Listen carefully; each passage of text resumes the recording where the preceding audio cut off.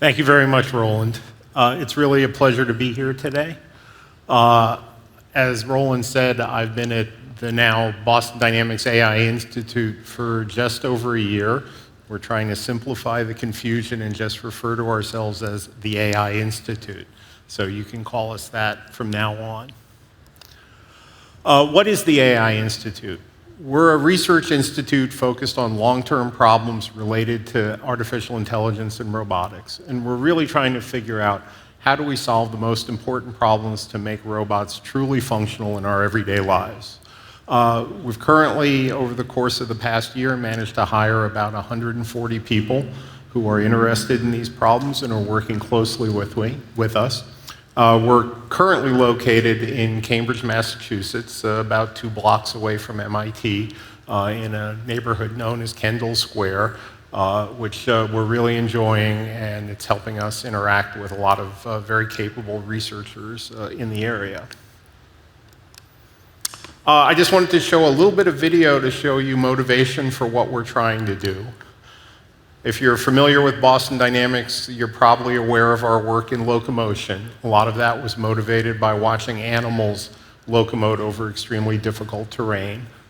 This is a bighorn sheep climbing some extremely steep terrain. We've been motivated by watching cheetahs run at extremely high speeds. These are all critical skills those animals have for survival. We're also motivated by watching people do things maybe that aren't quite as necessary for survival, but are certainly entertaining and engaging. And quite amazing, to be honest, right? People can perform these parkour maneuvers, free-running activities over extremely difficult, high-risk terrains very effectively. Our machines are capable, but not this capable in any sense yet. So what's missing to make that happen? Well, our conjecture is that intelligence is a key part of that. Here's a rather young person conquering a difficult climbing task. And if you watch carefully, he goes, wait a minute, this isn't quite right. I need to do something a little bit different. And he actually stops and thinks for a second and figures out how to effectively go achieve his goal, which is, climb up to the top of the play structure so we can go down the slide. So how are we going to make machines that can do that? Well, our answer is we're going to expand the AI Institute to Zurich. So we'll be opening an office here in early 2024. The areas that we're going to focus on really address these issues of cognitive intelligence, what we refer to as athletic intelligence, the ability of a machine to understand how to use its capabilities effectively to perform these kinds of athletic stunts. Organic hardware design, how do we design better machines? How do we help those machines learn? And then ultimately, how do we allow these machines to really dexterously interact with the world around them, manipulate the world while being mobile? This is just a photo from a few months ago of all of our staff after our first fire drill at our new building. So in addition to the work that we're doing internally, we have a number of collaborations with universities. We also have faculty serving as visiting fellows within the Institute. So this is just a list of those current activities. We currently have an activity with ETH that we've been running for almost a year now. Technically, what are we trying to do? We're really trying to address a number of key problems. One of those relates to how do we simplify the challenges of programming robots. So we call this watch, understand, do. We'd like to build machines that can watch people, whether live, through instructional videos, or by reading instruction manuals, truly understand what that person did, and then translate those actions into things that the machine is capable of doing. So here's just an artist's concept drawing of a machine watching a person performing a task in a hypothetical automotive assembly facility. Right? We'd like to imagine that the machine could do that and then go perform that task itself. But ultimately, we'd really like this capability to work in less structured environments. So we'd like it to work in your home, right? A machine should be able, you should be able to teach a machine how to cook you dinner and have it be capable and effective at doing that. On the side of manipulation, obviously, if we're going to achieve that kind of capability, the machines need to be significantly more effective at touching and interacting with their world. So we're very interested in this problem we call dexterous mobile manipulation. Again, you can imagine that happening in a factory setting. You can also imagine it happening in a number of other settings, right? Home settings, other industrial settings, kitchen settings, outdoor environments, repair environments. What are the challenges here? Well, they're actually quite numerous, basically related to manipulation, task planning. How does a machine decide what to do? How does the machine actually effectively touch the world, moderate its forces effectively to accomplish its goals? And then there are issues just related to navigation and search at a variety of scales. How does a machine safely position itself so that it'll be able to actually accomplish its manipulation goals? And then finally, we're very interested, or maybe I should say still very interested in mobility.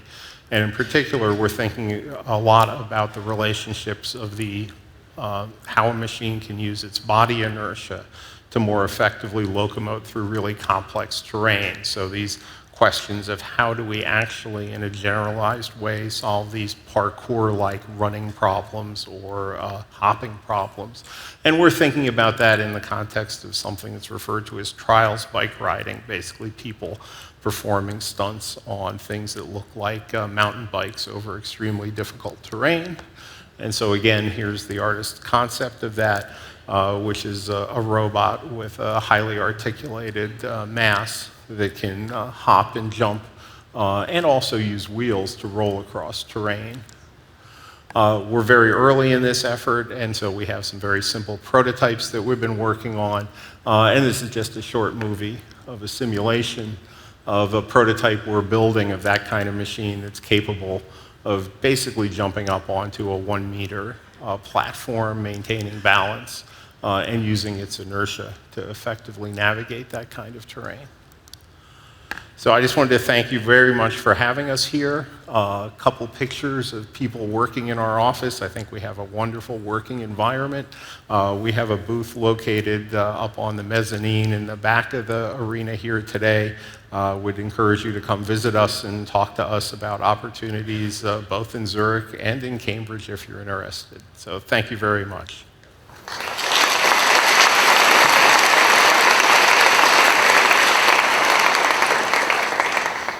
So thanks very much, Al, for this wonderful inspiration. And I think there is plenty of young people which would be happy to start immediately to collaborate with you.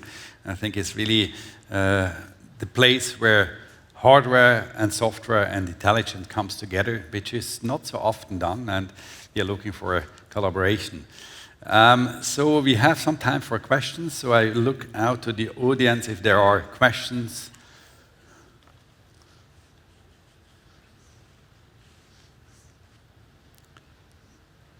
Otherwise, I would like to first start with a question. How much do you want to really do then also technology transfer? Is it the AI Institute really on the fundamental research? You don't care about the technology transfer, or the people there are allowed to take their knowledge they built up automatically for their startups? Or how are you planning to deal with this? That's actually a really good question.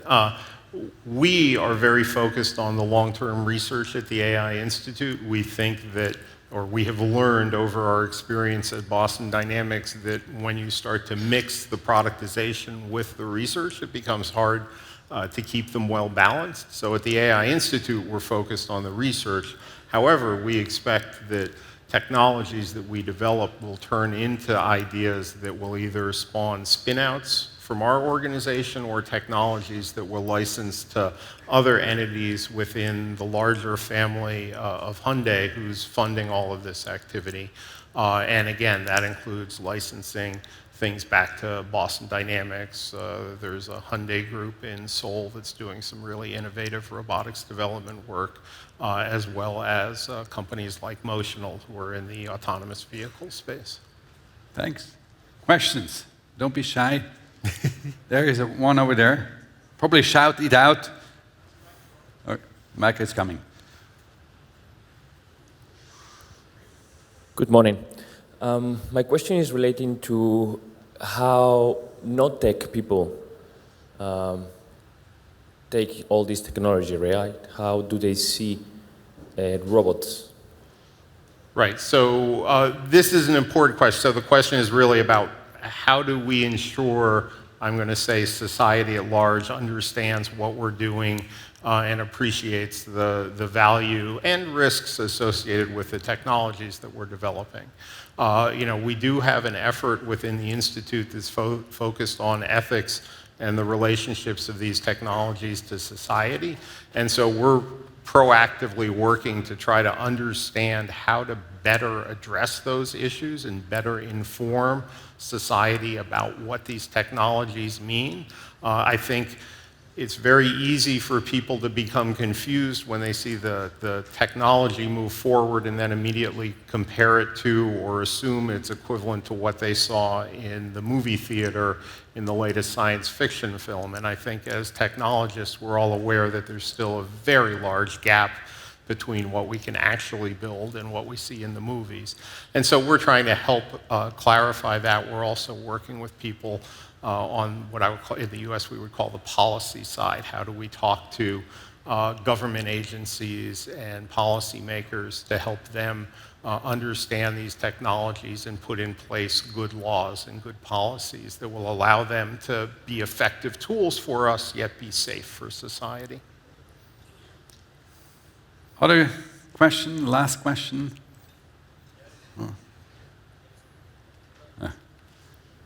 You mentioned that you are trying to simulate somehow the movements of animals, human beings in the environment. If it comes to sensors, do you try to have even a little bit of similar approach, using vision, or what kind of sensors are you using for these robots to have the best kind of movement like animals? So the machines that we've built historically, the machines we're planning to build, will all use a combination of vision and high performance internal sensors to enable them to be as capable as possible. It's always difficult, especially I think on the sensing side, when you compare what biology takes advantage of versus what we can engineer.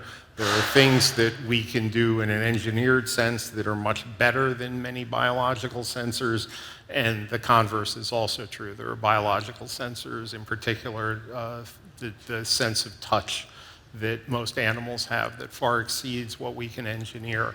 And so we're trying to find a balance between those, and we will endow the machines we build with the best sensors that we have available. I don't think we feel bound to try to mimic what we see in the biological systems.